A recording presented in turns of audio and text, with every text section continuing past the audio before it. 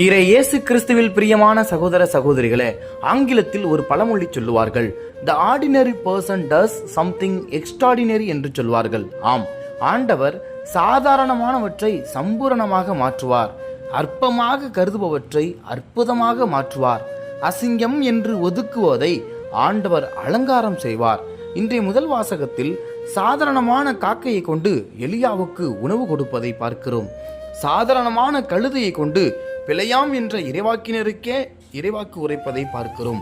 சாதாரணமான கூழாங்கல்லை கொண்டு சிறுவன் தாவீதை வைத்து பெரிய அரக்கன் கோலியாத்தை கொன்று ஒழித்ததை பார்க்கிறோம். சாதாரணமான சிலுவையை கொண்டு ஆண்டவர் இயேசு இந்த உலகத்திற்கே மீட்பு தந்ததை பார்க்கிறோம். ஆம், இன்றைய நற்செய்தியிலே சாதாரணமாக கருதப்பட்ட ஏழைகளை கொண்டு ஏழையின் உள்ளத்தோர் பேறு பெற்றோர் என்று மலைப்பொழிவை தொடங்குவதை பார்க்கிறோம். எனவே சாதாரணமான நம் வாழ்வு சம்பூரணமாக அமையட்டும். இந்த நாள் இனிய நாளாக அமைய ஜெபிக்கிறேன். ஆமேன்.